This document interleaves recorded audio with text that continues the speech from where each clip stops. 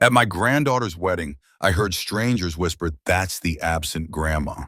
My chest burned as her mother smirked, telling others I'd never been there for Grace.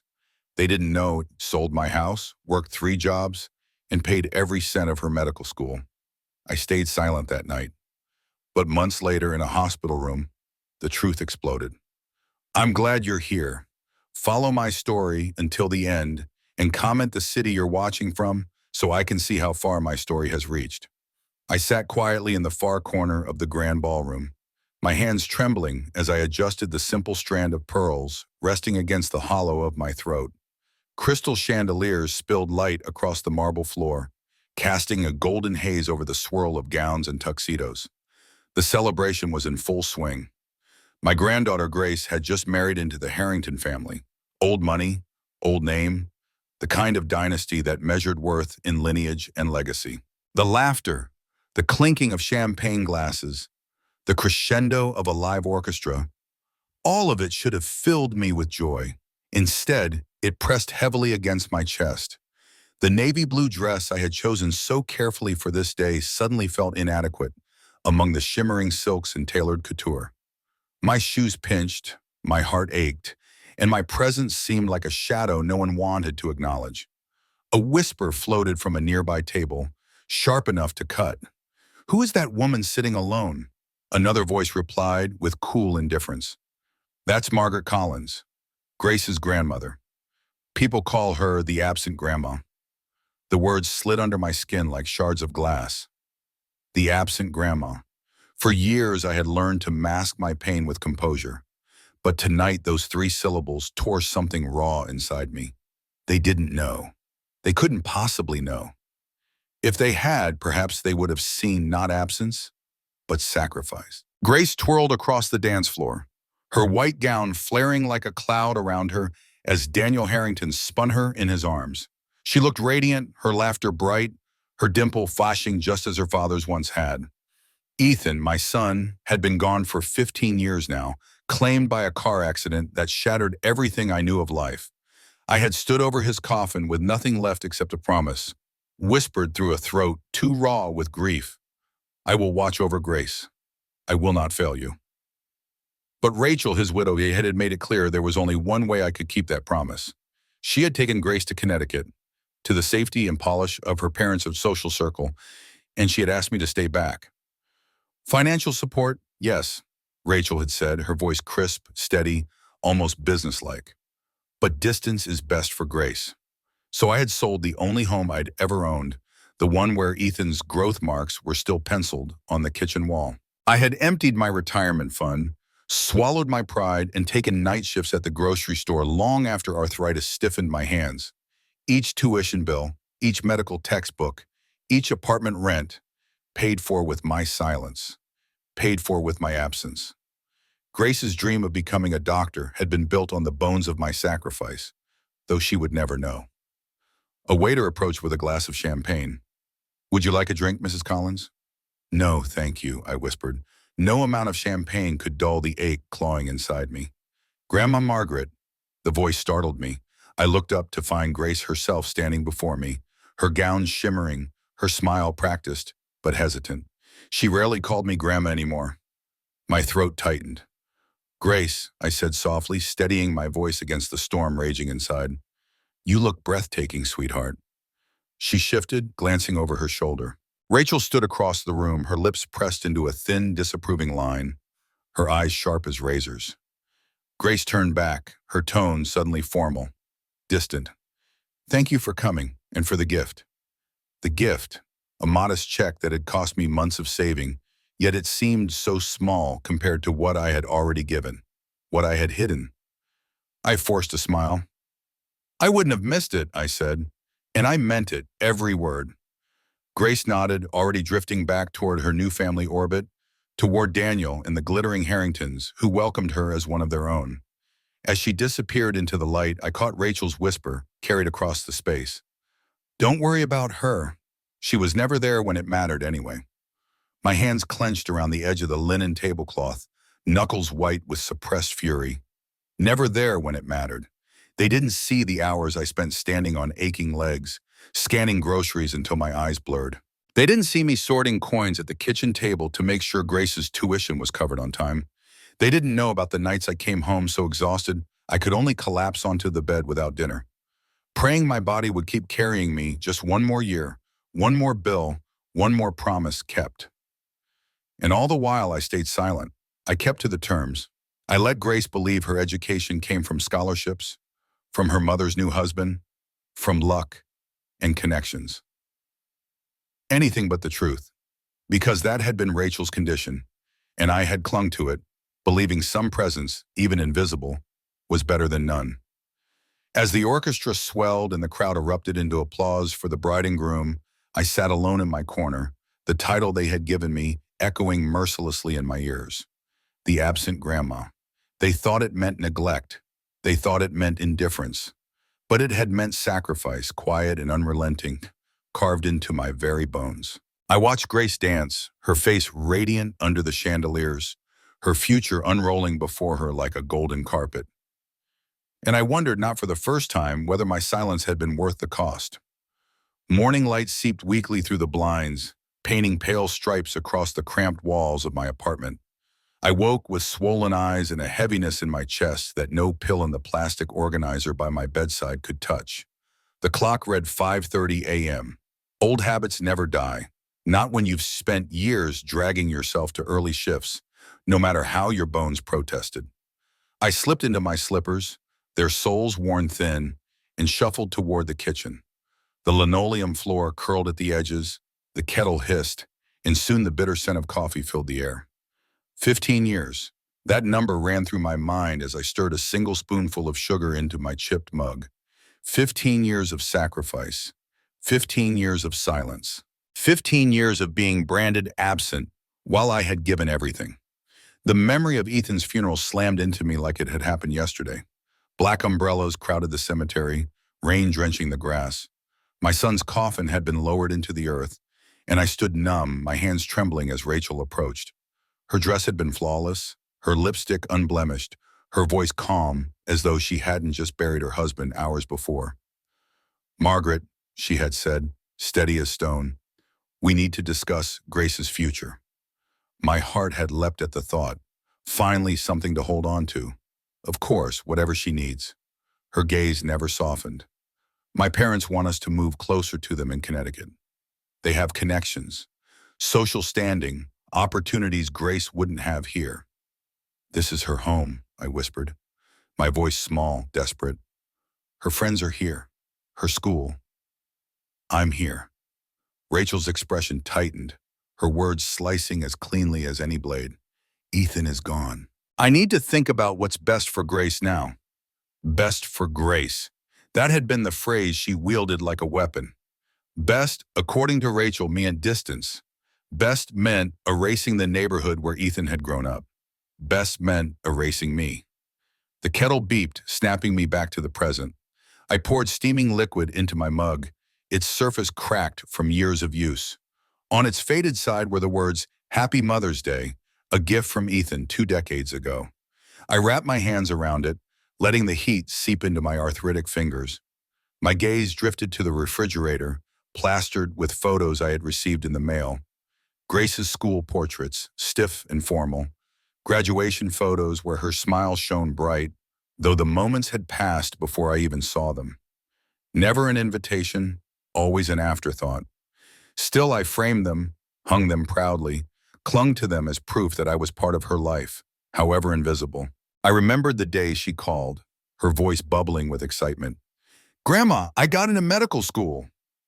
I had let out a joyous gasp, though the tuition bill had already been sitting in my drawer, waiting for me to figure out which part of my savings I'd have to drain first. "That's wonderful news, sweetheart," I said, pride swelling and breaking inside me all at once. "Mom says it's because of her networking," Grace had added, "and Gary's connections with the alumni office." Gary, the businessman Rachel had remarried, who smiled at me with condescension the few times we met, calling me Mom as though he had earned the right. He had claimed Ethan's place at Rachel's side, and now he claimed credit for the opportunities my sacrifices had secured. The bitterness of my coffee matched the bitterness on my tongue. I remembered the precise moment Rachel had laid out her terms, days after Ethan's death. Grace will need financial support for college, she said matter-of-factly. The insurance won't cover everything, especially the kind of schools we're considering. I'll help in any way I can, I promised without hesitation. There are conditions, she added, her voice cooling. I don't want Grace feeling obligated to you. I don't want her loyalties divided. She needs to look forward, not backward. Ethan would want that. Using my son's name like a blade, twisting it into my ribs. My hands had trembled, my throat burned. You mean, I whispered, you want me to help financially but stay away? Rachel's gaze was unyielding. It's what's best for her. And I had agreed, believing that being some part of Grace's life, even in shadows, was better than being cut out entirely. I thought it would be temporary, that Rachel's grief would soften with time. Instead, the years only hardened her resolve. Phone calls dwindled to rare texts. Holiday visits became awkward lunches at neutral restaurants, never homes. And always, Rachel's reminders slipped into Grace's ears. Remember when Grandma missed your recital? When she couldn't come to graduation? The truth that I hadn't been invited, that I had been working a double shift to afford the graduation gift, was buried beneath Rachel's narrative. I became the convenient villain, the grandmother who didn't care enough, who was too busy with her own life. Meanwhile, I juggled grocery shifts by day, food deliveries at night, and sewing jobs on weekends, each aching joint and sleepless night funneled into tuition payments. I rose from the table and shuffled to the fridge, fingertips brushing against a photo of Grace in her white lab coat. My heart swelled and cracked at once. She was the doctor Ethan had dreamed she could be, and I had made that dream possible. But yesterday, at her wedding, I'd sat alone, invisible, branded with a name that burned me to ash, the absent grandma. The wedding invitation still clung to the refrigerator under a weak magnet. It had arrived late, almost as an afterthought, like the rest of my role in her life. I stared at it now, its gilded letters blurring through my tears. If only they knew, if only they understood what my absence had cost. The phone rang while I was sorting my weekly pills, its shrill sound cutting through the stillness of the apartment. I nearly dropped the organizer when I saw the name glowing across the screen. Grace. For a heartbeat, I couldn't breathe. She rarely called. My hands shook as I pressed the button. Grandma, are you busy right now? My voice caught, but I steadied it. Never too busy for you, sweetheart. There was a pause, a soft exhale. I was wondering if maybe we could meet for coffee. I'm still in town before we leave for the honeymoon.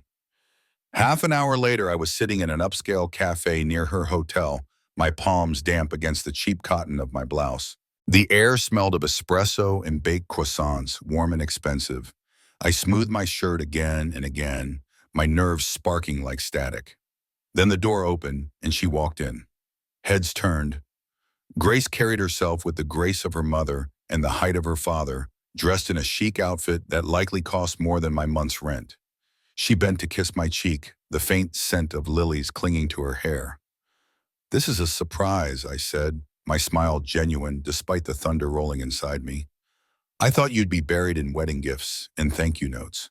She fidgeted with the massive diamond on her finger, twisting it around and around. Daniel's family has a service for that, she said with a faint smile, though her eyes stayed lowered. Of course they did. The Harringtons had services for everything. Her hands stilled, her voice softening. I wanted to talk to you about something Mom said. My stomach tightened. Oh? She mentioned you were upset about your seat at the wedding, that you expected to be at the family table. I blinked, caught off guard. Grace looked at me, guilt flickering in her eyes as though she had rehearsed this conversation. I just wanted you to know, Blake's grandmother is very traditional, and his family has certain expectations. It wasn't personal. Grace, I interrupted gently, leaning forward. I wasn't upset about where I sat. Her brows furrowed. You weren't? No, I was just happy to be there. My words were steady, but inside something ached at the thought of Rachel shaping the story even before I could speak for myself. Grace hesitated, searching my face. Then why did you leave right after the cake cutting? Because your mother told the server not to bring me a slice. Because I heard Daniel's mother whisper to someone, asking who that woman in the outdated dress was. Because sitting there felt like bleeding in silence while everyone else toasted to love. Instead, I offered a small smile. These old bones don't do well with late nights anymore. I was tired. She nodded, though doubt lingered in her expression. She lifted her latte, steam curling between us. Can I ask you something else, Grandma? Anything, I said, bracing myself. Her eyes met mine, vulnerable, questioning.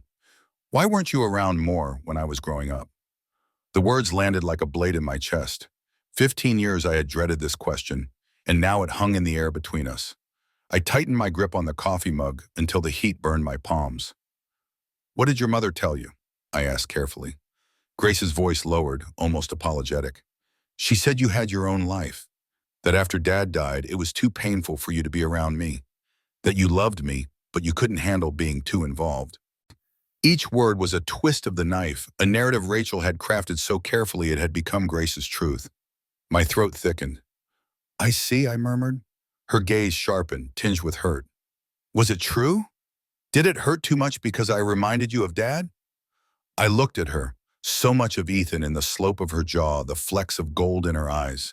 My beautiful granddaughter, begging silently for a truth I had promised never to give. Life after your father died was complicated, I managed, my voice steady but raw.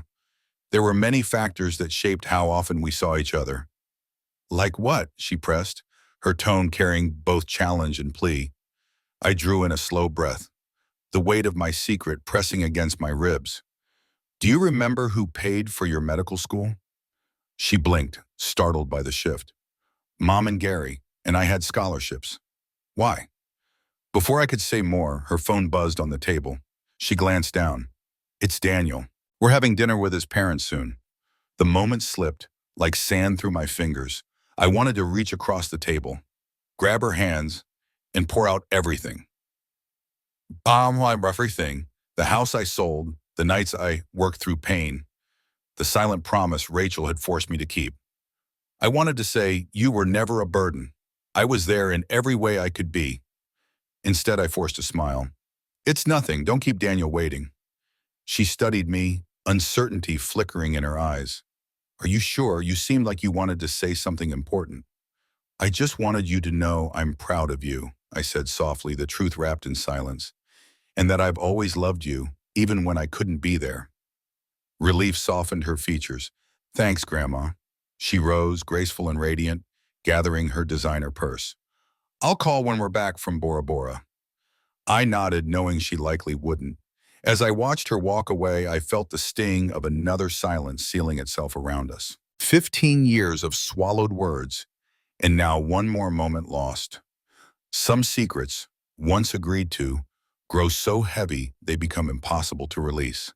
And some absences, no matter how full of love, are mistaken for indifference. Still, I sat there long after she left, nursing my cold coffee, wondering if I had just let my only chance slip through my trembling hands. The call came 3 months after the wedding, just as I was folding laundry in the dim light of my small apartment. The shrill ring cut through the quiet, and when I saw Rachel's name flash across the screen, my heart clenched. In 15 years, she had never called me except for money. I answered, already bracing myself. Hello? Margaret? She said, her voice clipped, too controlled. Grace is in the hospital. The world tilted. What happened? Is she all right? She collapsed at work. They think it's her appendix. She's heading into surgery. I was already reaching for my purse, shoving my wallet inside with trembling hands. Which hospital? Massachusetts General, Rachel replied. Then her tone sharpened. But there's no need for you to come all this way. She has me. She has Daniel and his family. She doesn't need... I'm coming, I said firmly, cutting her off. She's my granddaughter. Before she could object, I hung up. For years, I had swallowed her terms, obeyed her boundaries. Not this time. 6 hours later, after draining my emergency credit card for a last-minute flight, I walked into Massachusetts General. The fluorescent lights hummed overhead, the sterile air heavy with disinfectant and fear. At the reception desk, I leaned forward, gripping the counter. I'm here for Grace Harrington.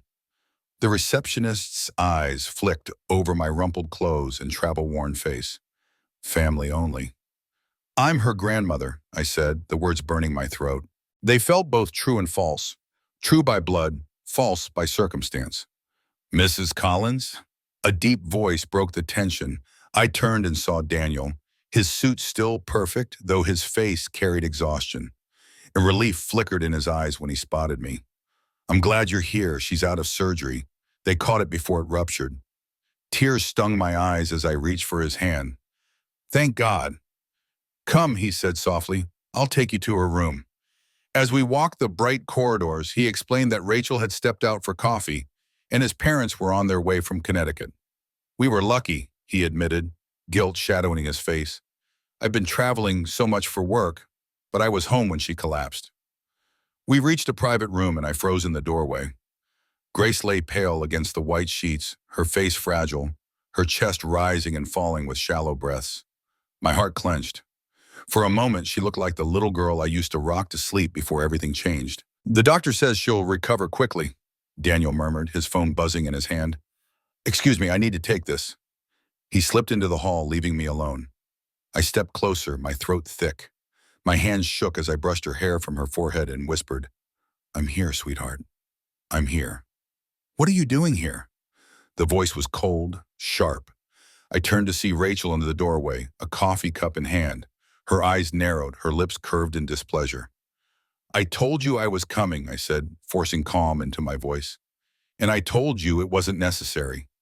She moved into the room, setting her cup down with deliberate precision. "Daniel's parents have arranged for a private nurse. Everything is under control." "I didn't come to interfere," I replied, keeping my hand on Grace's.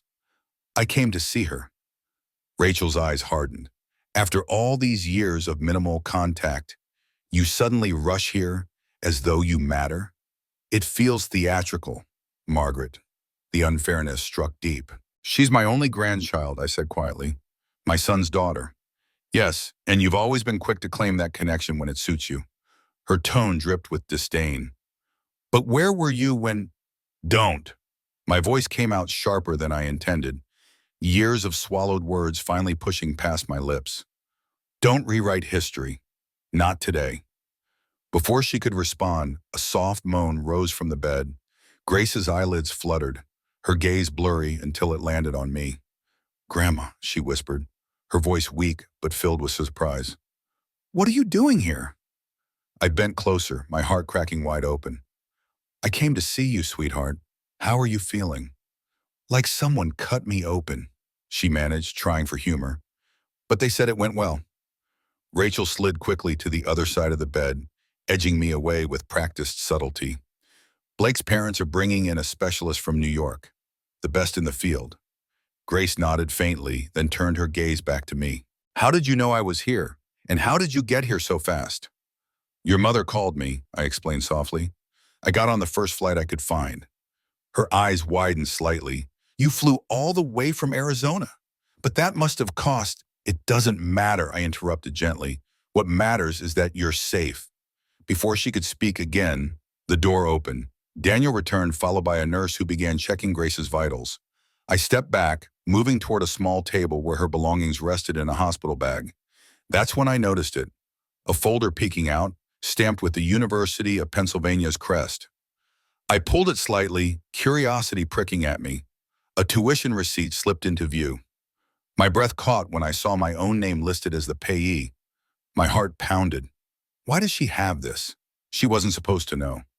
"What are you looking at?" Rachel's voice sliced through the air. She had noticed. Before I could answer, Daniel glanced over. "Those are the papers she was organizing before she collapsed. Her medical school records. She needed them for a research position." I tried to slide the document back into the folder, but Rachel's hand darted out, snatching it away. Her eyes widened as she read the name. "Grandma?" Grace's voice was soft, confused. Her eyes moved from Rachel to me. "Why does that receipt have your name on it?" The room stilled. The nurse, sensing the sudden tension, excused herself quickly. Rachel's lips parted, scrambling. "It's just a clerical error. Nothing to worry about." But Daniel frowned. "For $43,000, that's quite an error." Grace's gaze fixed on me, trembling with questions. "Grandma," she said slowly, her voice cracking, "did you pay for my medical school?" Silence pressed heavy in the room. 15 years of secrets coiled inside my chest. Whatever I said next would unravel everything. The question hung in the air like a blade suspended above us. Grace's eyes, pale from surgery but burning with sudden clarity, pinned me in place. Grandma, did you pay for my medical school? I felt Rachel's stare searing into me, her lips tightened in a silent command. Deny it. The old agreement, the silence I had honored for 15 years, pressed against my chest. But the paper with my name on it lay between us, undeniable. My voice came out steady, though my heart thundered. Yes, I said softly. I did. Grace blinked, confusion flickering across her features before giving way to shock. But I thought, Mom and Gary, your mother and I had an arrangement, I interrupted gently, though the word itself tasted bitter. I provided the money, but it was meant to appear as though it came from them. Daniel stepped forward, his brow furrowed. An arrangement? What kind of arrangement? This isn't the time, Rachel snapped, her voice sharp as glass. Grace is recovering. I want to know, Grace said firmly, her voice stronger now, threaded with hurt. She turned to me, her eyes filling with tears. Grandma, please. What arrangement? I drew in a shaky breath, moving closer to the bed, my hand brushing against hers. After your father died, your mother made it clear she wanted to build a new life for you both. A life that didn't leave much room for me. That's not true, Rachel cut in, her words quick, defensive. You were always welcome. I turned toward her, 15 years of silence breaking open. When, Rachel? When you moved her across the country without telling me? When you scheduled activities every holiday I tried to visit? When you told her I missed events I was never invited to? Grace's eyes widened as the pieces shifted in her mind. What? She whispered, looking between us. Rachel's denial faltered, her voice thin. I never excluded you. Not explicitly, I admitted, the ache raw in my voice. But she made it clear my role was to support from a distance, to provide financially, not emotionally. That was the arrangement. Grace turned to her mother, her gaze unrelenting. Is that true? Rachel opened her mouth, but no words came. The silence that followed was enough. Daniel's voice broke through, low and even. How much? I frowned. What do you mean? How much did you contribute to her education? I hesitated, shame and pride tangled together. It doesn't matter. It does, Grace insisted, gripping my hand tighter. Please, Grandma, I need to know. I looked at her, at the desperation and betrayal clouding her eyes. She deserved the truth. Everything, I whispered. Tuition, housing, books, living expenses during residency, all of it. Her lips parted, trembling. That's hundreds of thousands of dollars. How could you possibly? I sold my house, I said quietly. The one your father grew up in. I came out of retirement. I worked 3 jobs, well into my 70s. Her face crumpled, horror and sorrow mixing together. 3 jobs? At your age? But Mom always said you were traveling. She said you were enjoying retirement. That's why you couldn't come visit. Your grandmother made her choices, Rachel snapped, defensive, her mask cracking. No one forced her to work. She could have been present if she had really wanted to be. Something inside me broke loose. Years of silence, of biting my tongue, of carrying the weight alone. It all spilled out. That is a lie, Rachel, and you know it. You told me in no uncertain terms that if I wanted to help, it had to be from the shadows. You didn't want her to feel obligated to me. You didn't want your new family complicated by my presence. Rachel flinched, her face paling. I turned back to Grace, my voice softening. Sweetheart, I never wanted you to know this. I didn't want you to feel guilty. I just wanted you to have every opportunity your father would have wanted for you. Grace's tears spilled freely. By sacrificing your own life? By letting me believe you didn't care enough to be around? It seemed like the only way, I whispered. Your mother made it clear those were the terms. Daniel stepped closer, his eyes hard. So let me get this straight. You sold your home, worked yourself past exhaustion, and poured everything into my wife's education while allowing someone else to take the credit? Yes, I admitted, the word heavy. And you, he turned to Rachel, his tone sharp, accepted that support while keeping her grandmother at arm's length. Rachel lifted her chin, clinging to control. I did what I thought was best. Margaret was grieving, unstable. Stop it, Grace cut in, her voice fierce. She sat up slightly, ignoring the IV tug at her arm. Just stop. Rachel's mouth snapped shut. All my life, I thought Grandma didn't want to be around me, Grace cried, her voice breaking. I thought I reminded her too much of Dad. Do you have any idea how much that hurt? Grace, Rachel began. No, Grace shook her head, tears streaking down her cheeks. You kept her from me. You let me believe she abandoned me while she sacrificed everything for me. The room filled with silence, thick and suffocating. I had imagined this confrontation 1,000 times, but never like this, with Grace pale and fragile in a hospital bed, learning that her world had been built on half-truths and lies. Daniel finally spoke, his voice calm but firm. We all need time to process this. Grace needs to rest. He was right. The truth was out now, messy and painful, but out. There was no putting it back. I leaned down, pressing her hand to my lips. I'll come back tomorrow if you want me to. Her grip tightened, fierce despite her weakness. I want you to. We have 15 years to catch up on. As I walked out into the hall, Rachel's heels clicked behind me. Margaret, she began, but I lifted my hand. Not now. I've kept your secrets for 15 years. I've earned a moment's peace. For once, she had nothing to say. And as I stepped into the elevator, my chest ached, but it was lighter than it had been in years. The silence that had bound me was finally broken. The hospital room had fallen into a hush after the storm of words.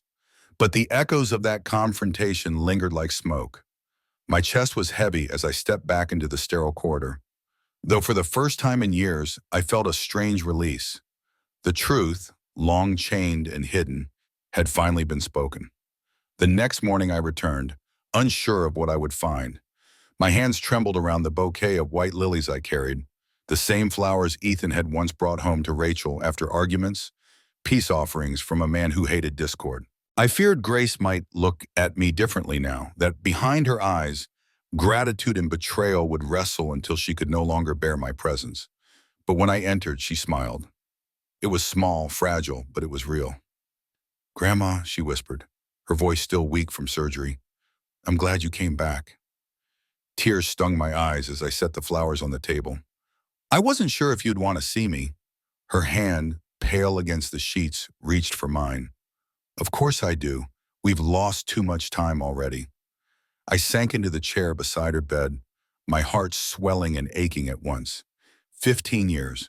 15 years of phone calls that never came, of birthdays missed, of moments stolen, and yet here she was, holding on to me as though she'd never let go again. Daniel entered soon after, his voice hushed, his expression kind. She hasn't stopped talking about you, he said with a gentle smile. Last night she made me promise we'd have you over for dinner once she's recovered. My throat tightened, gratitude nearly overwhelming me. I'd like that very much. Rachel stood in the corner, her arms crossed, her jaw tight. She hadn't said a word since I walked in. Her silence was louder than any outburst. She looked smaller somehow, diminished by the collapse of the story she had so carefully constructed. Grace turned her gaze to her mother. Why didn't you tell me the truth? Rachel's lips pressed into a thin line. I wanted to protect you. From what? Grace demanded, her voice trembling. From knowing I had a grandmother who loved me so much, she worked herself to exhaustion? From knowing I wasn't abandoned? Rachel's eyes flicked toward me, sharp with resentment. You don't understand what it was like after Ethan died. I had to make choices. I had to give you stability. Grace shook her head. You gave me lies. The words hung in the air, sharp as knives. Rachel flinched, and for a fleeting moment, pity touched me. I knew grief could twist a person into someone unrecognizable. She had been young, widowed, frightened, trying to build a life from ruins. But that sympathy did not erase the damage she had done. Daniel stepped forward, his voice calm but firm. We can't rewrite the past. What matters is what happens now. Grace squeezed my hand, her tears slipping silently onto the sheet. I want you in my life, Grandma. Really in it. No more shadows, no more secrets. The words broke something inside me, in the best possible way. For years I had lived in silence, believing that was the only way to love her, and now she was giving me permission to step into the light. My voice shook as I whispered, "Nothing would make me happier." Rachel finally spoke, her tone brittle. "You think you can just erase the years of absence with a few confessions? You think this changes everything?" Grace turned to her, her voice clear, unwavering. "It changes enough." Rachel's face crumpled then, the mask she had worn for so long cracking under the weight of truth. She didn't speak again, just turned and walked out of the room, her heels clicking like gunshots down the hall. When the door closed, Grace exhaled shakily and leaned back against the pillows. "It feels like my whole life has been rewritten overnight." I brushed her hair gently from her forehead, as I had when she was a child. Sometimes the truth does that. It breaks things open, but it also makes room for healing. She closed her eyes, her voice soft. "I don't know how to forgive her yet, but I want to try for Dad's sake." "Forgiveness takes time," I murmured. "Don't rush it. Just know that whatever happens, you're not alone anymore." Her eyes opened, and she smiled faintly. "I believe you." Later that day, as I left the hospital, I felt a weight lifting from my shoulders. The silence that had bound me for 15 years was gone. The lies that had defined me had shattered. Grace knew the truth, and though the road ahead would not be easy, we were finally walking it together. That night, alone in my apartment, I sat with a photo of Ethan. His smile looked back at me, full of life, full of promise. "I kept my word," I whispered to the empty room. "She knows now. She finally knows." For the first time in years, I slept without the ache of secrets pressing against my ribs. And in my dreams, I saw Grace as a little girl again, running toward me with her arms wide. No shadows between us, no walls, only love. The autumn sun slanted low across Central Park, casting a golden glow over the leaves that tumbled to the ground in spirals. A year had passed since the truth had torn itself free in that hospital room, and life had reshaped itself in ways I once believed impossible.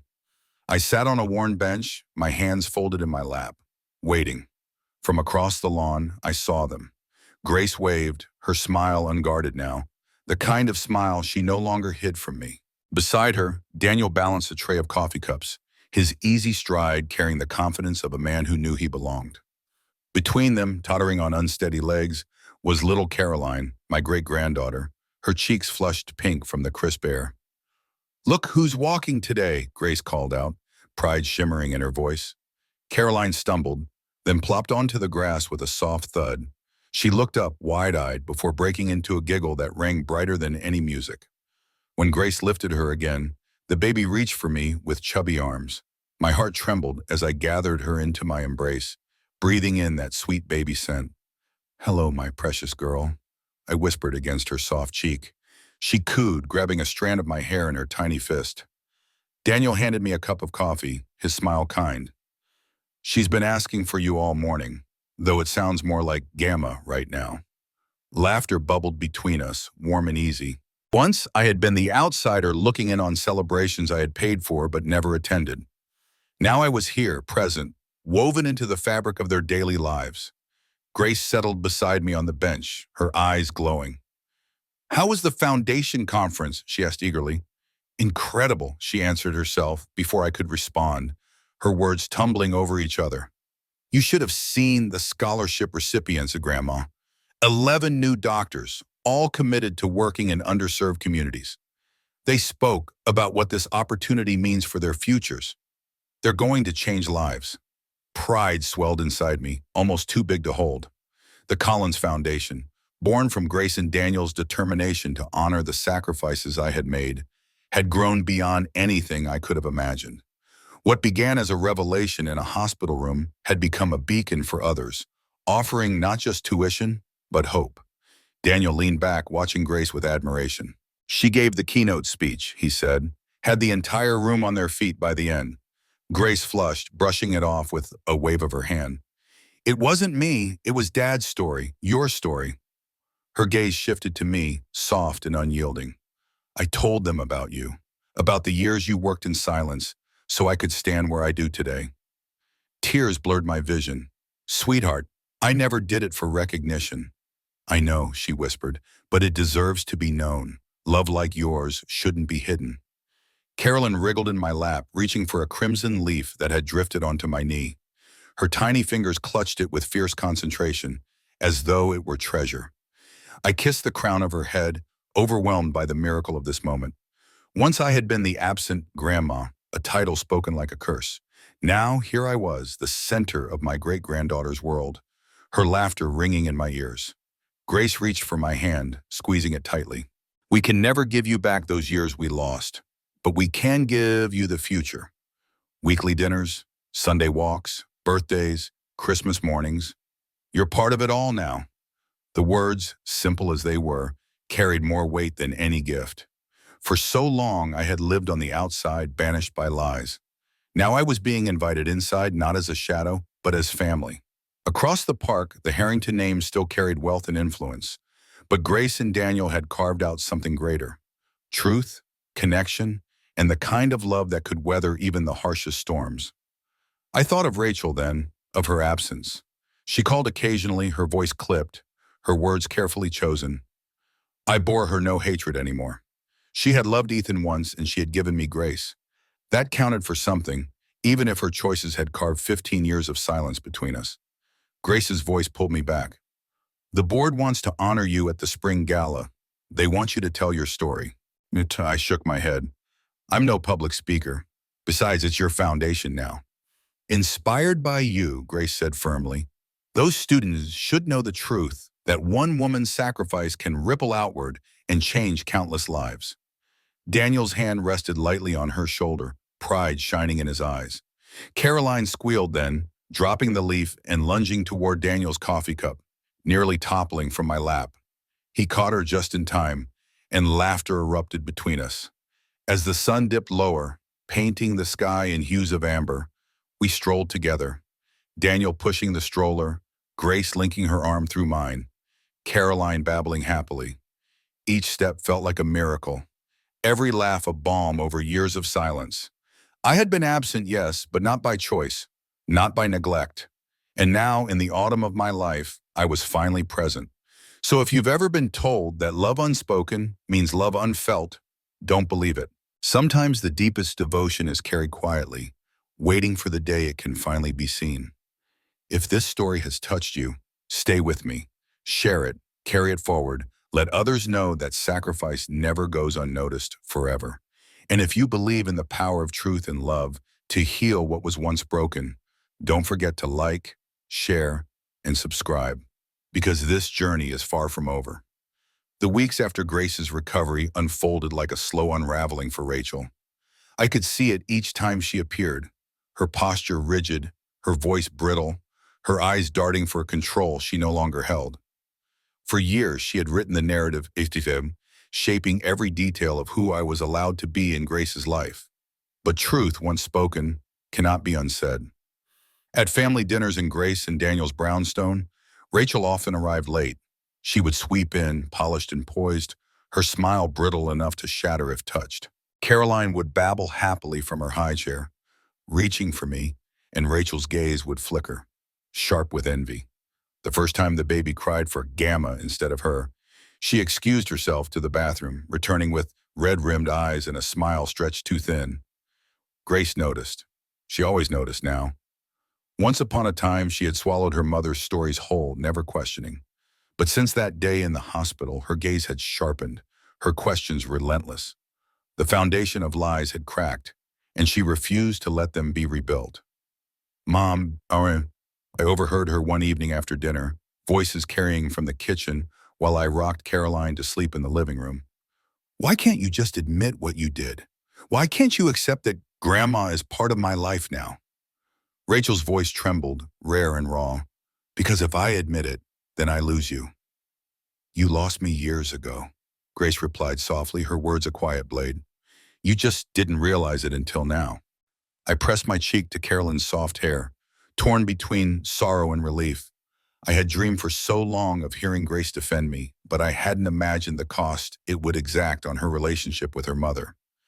Rachel tried, in her own faltering way, to pull Grace back. Sometimes it was guilt, reminding her of the night she stayed awake after Ethan's death, holding a crying child alone. Sometimes it was anger, accusing Grace of being ungrateful, of choosing me over her. And sometimes, in the most fragile moments, it was tears. I did the best I could, she whispered one night when Grace confronted her again. I was drowning, and keeping you close to me was the only way I knew how to survive. But Grace no longer accepted half-truths. Survival doesn't excuse stealing 15 years from both of us. You didn't just keep me close. You kept me away from the one person who would have reminded me of Dad in the best possible way. Rachel's silence that night was heavier than any argument. For me, forgiveness became a daily choice.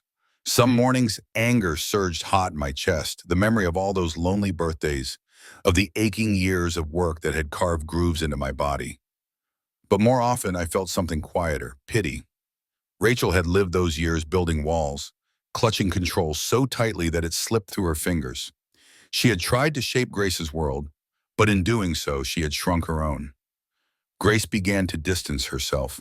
Not entirely, blood still bound them, and love, even strained, does not vanish. But the center of her orbit shifted. Weekly dinners at my apartment, Caroline's first steps on my worn carpet, long conversations about Ethan beneath my framed photos. All of these became rituals Rachel no longer controlled. Daniel, steady and unflinching, offered Grace the anchor she needed. He welcomed me without hesitation, his respect clear in the way he asked about my health, about my past, about Ethan. In him, I found an unexpected ally, a man who knew the value of family because he had lost so much of his own. Rachel, meanwhile, slipped further into the margins. She dated, she traveled, she clung to appearances. But her calls grew fewer, her presence dimmer.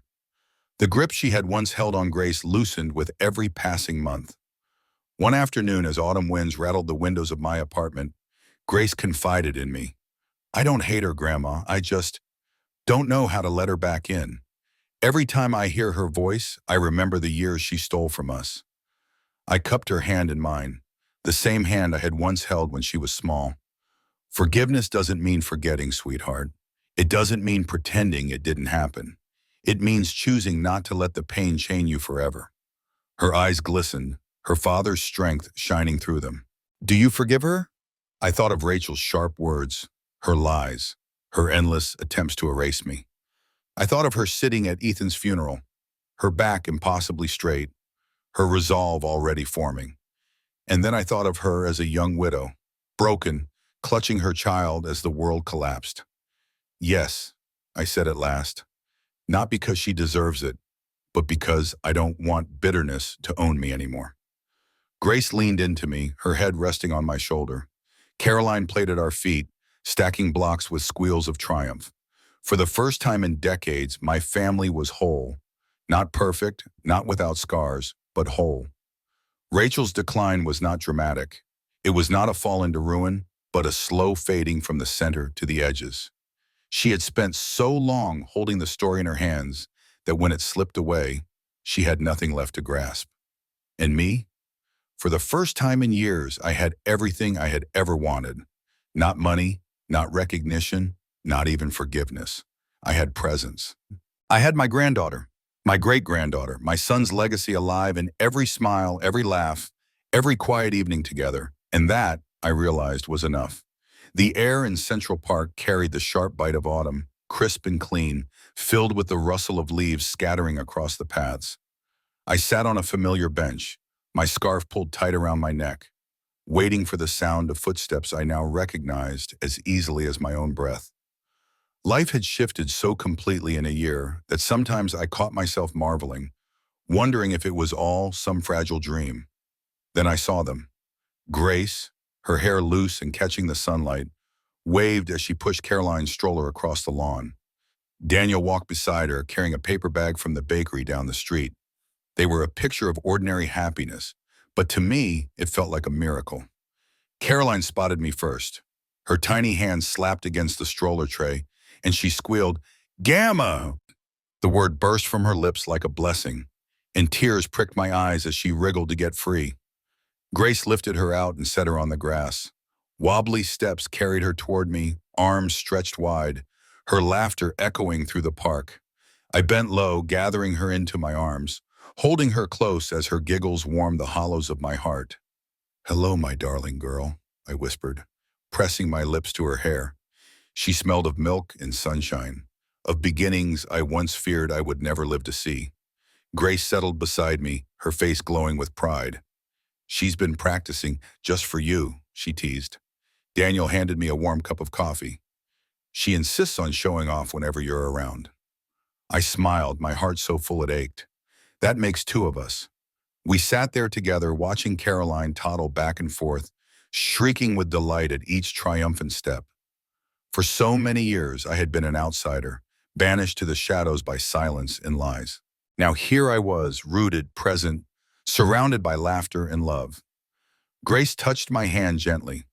"The board still wants you to speak at the Foundation Gala this spring. They want everyone to know the story behind it all." I shook my head, my instinct still to retreat.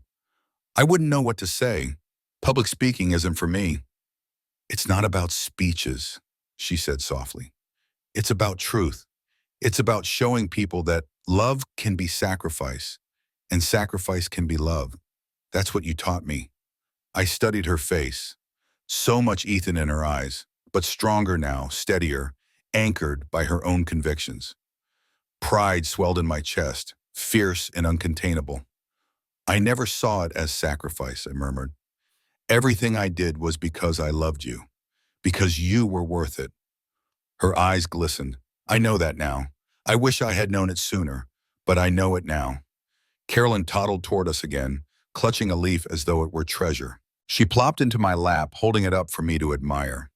I kissed her tiny fingers, marveling at the simple gift of being here to witness this. Her first words, her first steps, her laughter wrapping around my bones like music. The Harrington wealth had given Grace privilege, but it had been love. Quiet, costly, unrelenting love that carried her here. And now that love would ripple outward, through the foundation bearing our name, into the lives of students who would heal others in places too often forgotten. Rachel's absence lingered, a shadow at the edges of our days. She called occasionally, polite but distant.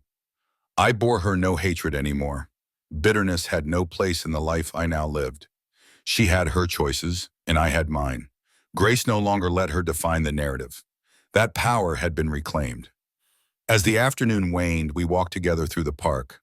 Daniel pushed the stroller, Grace linked her arm through mine, and Caroline babbled happily between us. The label that had once cut me so deeply, the absent grandma, no longer held any weight. Yes, I had been absent, but not in the way they believed. Now, in the twilight of my life, I was here, present, needed, loved. The world had not erased my years of silence, but it had given me this: a granddaughter who knew the truth, a great-granddaughter who would grow up knowing me, and a legacy that would outlive us all. Some sacrifices go unnoticed. Some remain hidden, twisted into lies. But true love, the kind that gives without demand, that bends but never breaks, always finds its way into the light. So if you believe love has the power to heal even the deepest wounds, stay with me. Share this story, carry it forward. Remind others that absence does not always mean indifference. Sometimes it means devotion so deep it can only be measured in silence. And if this touched your heart, don't forget to like, share, and subscribe, because love like this deserves to be remembered.